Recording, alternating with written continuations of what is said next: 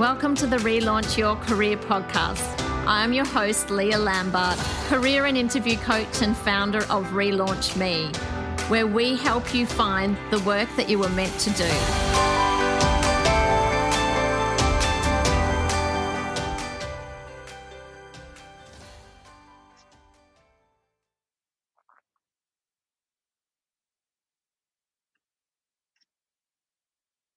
Hi, and welcome to the Relaunch Your Career podcast.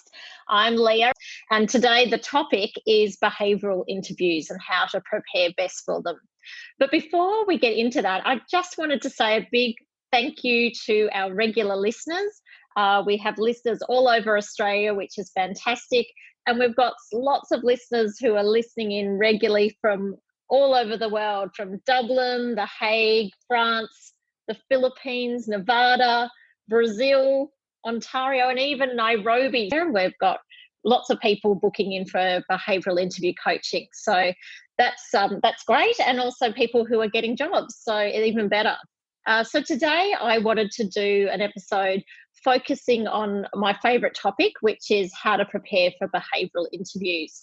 So I'm going to talk about what is a behavioural interview, what is the purpose of a behavioural interview, how to prepare best, and also I'm going to talk to you about where people go wrong in behavioural interviews, and finally how we can help you if you do need help preparing for your next interview. First of all, for those who don't know me, I've got a background working in recruitment. So I worked for 9 years in recruitment, firstly in a recruitment agency for 6 years, and then in-house for a law firm where I recruited legal staff, but also people from marketing, finance, hospitality, because we had a kitchen there. We had events teams, IT, training, etc. I've worked with people in recruitment for a long time, and I also worked for a number of years helping clients select and implement e-recruitment technology. So I also understand how the resume applicant tracking systems work very well. So firstly, I want to talk about what is a behavioural interview and what does that mean when you get invited to a behavioural interview. Typically, a behavioural interview will include questions that are what I call general questions. And they're questions such as, tell us about yourself. What are your strengths? Do you have a weakness? Why have you applied for this job? What can you bring to this job in terms of skills and attributes? So they're pretty standard questions that are asked across most job levels and across most industries. So they're what I call general questions. Then we've got behavioural questions, and behavioural questions are linked to the key competencies, or if you're not familiar with that word, the key skills that are required to do that particular job. So most large companies, their human resources department will have developed some sort of competency framework or a capability framework. So this is very common in government, in universities, and very large corporates, but it's also starting to, be more common in medium-sized organisations. In those particular organisations, each role has a particular set of competencies or selection criteria that must be satisfied in order for that person to be recruited to that position. Behavioural interview questions are designed to ensure that the candidate provides evidence-based examples that show that they have demonstrated a particular competency successfully in the past. So to give you an example, if I was inviting someone to an interview, a behavioural interview for a sales position, and the key competencies might include teamwork or collaboration. It might include influencing skills, negotiation skills, relationship building skills, conflict resolution skills. So the interview panel is likely to ask specific behavioural-based interview questions that will be linked to those key competencies.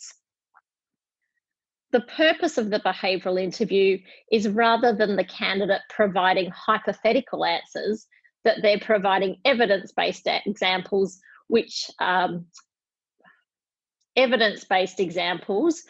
give the panel reassurance that they have successfully demonstrated those competencies in the past and will be capable of performing in that position. If you're invited to one of these interviews, the first thing is to really understand the position description and identify the key competencies. Now, for some position descriptions, it will be very easy to tell what the key competencies are. So it may actually list key selection criteria or key competencies. Not everyone will always have the benefit of having a position description, however. So what's really important is that when you read through the job advertisement, that you are able to identify what the key competencies are for that role. For example, if they're asking for someone who has worked well in a team or is able to influence stakeholders, then immediately you would know you need to have a specific example for teamwork and also one for your influencing skills. So the first thing is understanding the competencies, and that way you can anticipate the likely behavioural interview questions that will come up. The second thing is to really think about your previous experience and what particular achievements that you would like to talk about. You can go through your resume, think about what sort of achievements and major events you would like to talk about, and then you can think about, well, what competencies did you use in order to achieve those things? They can become some of your stories. The next thing is to understand how you need to respond to behavioural interview questions, and that is what we call the STAR method. Now, I like to coach a slightly different method called STARLA, which I'll explain to you in a minute. But the STAR method, or the STARLA method, is the structure that you need to answer these particular questions. So STARLA the acronym stands for situation. What was the situation? T is what was your task. A is what were your actions. R is what was the result. And the LA at the end that I like to use in STARLA, L is what did you learn, and A is how would you apply that to the role that you're interviewing for. It's a nice little way of tying it off at the end. So this is a method that you really need to know and you really need to understand.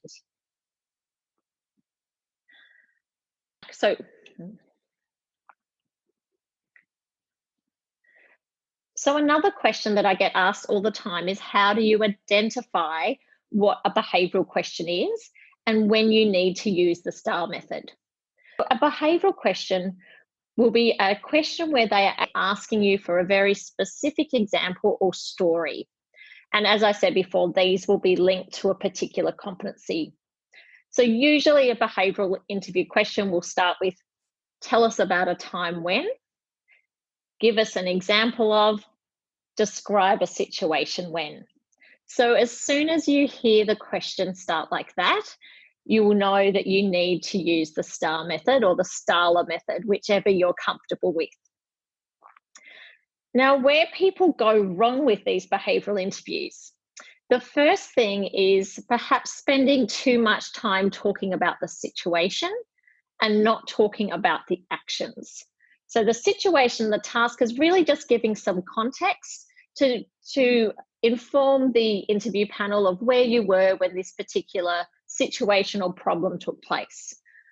The most important part is the actions, and that is explaining how you did things. And this is what most of our clients find quite difficult. We often are very capable, we've performed really well in our roles, but we're not used to talking about how we actually did it. And this is the key. The panel have not worked with you, they've never seen you perform, so they need the evidence and the proof that you would take the action and behave in the way that they would expect someone in this role and at this particular level. So that's one of the places where people go wrong in most examples I do find that the feedback I get from many clients who haven't succeeded at interview, that the feedback has been something along the lines of, there wasn't enough depth in your response, or you didn't explain how you actually did it.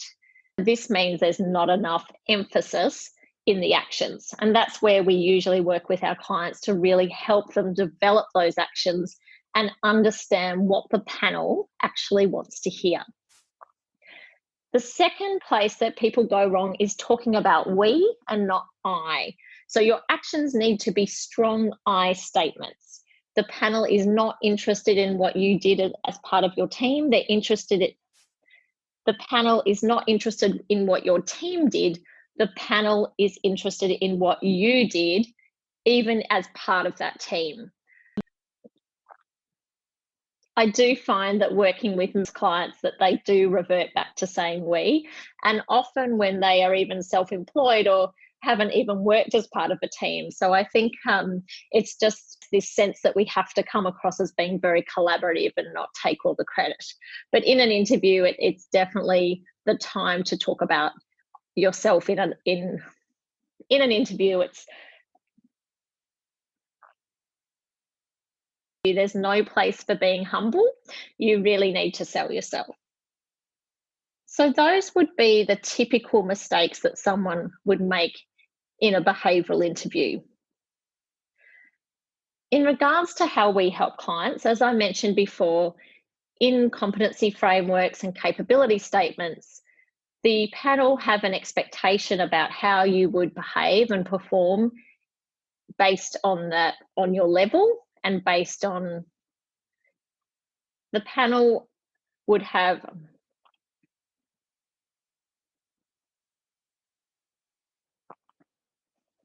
we work with our clients to help them develop really robust STAR or STARLA examples that clearly demonstrate that they have previously been successful demonstrating the particular competencies required for that role. As I mentioned before, the panel are waiting to hear certain things and listening to how you may have behaved in the past. So it's really understanding what the expected behaviours are at your level for that particular competency. So if you have any questions at all about behavioural interviews, please feel free to email me at leah@relaunchme.com.au. We also have a great freebie on our website, which is if you go to the Relaunch Me website, you can download from the freebie section 100 behavioural interview questions that you need to know. Obviously, you wouldn't need to prepare for all of these in an interview, but it will give you a good understanding of the types, the different ways that questions can be asked under each competency. Feel free to go to the website and download those questions before your next interview.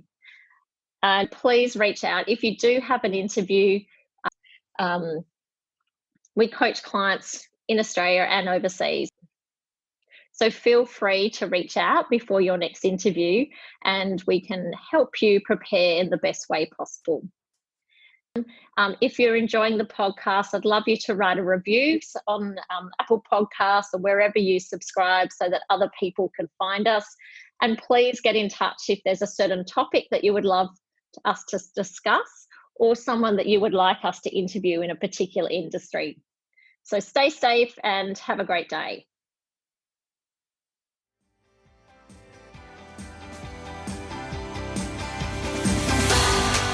I hope you enjoyed this episode of Relaunch Your Career.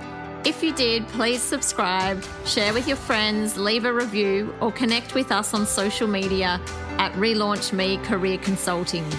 If you have any questions about the episode or the work that we do, then contact us via the website relaunchme.com.au. Thanks for listening. Have a great day.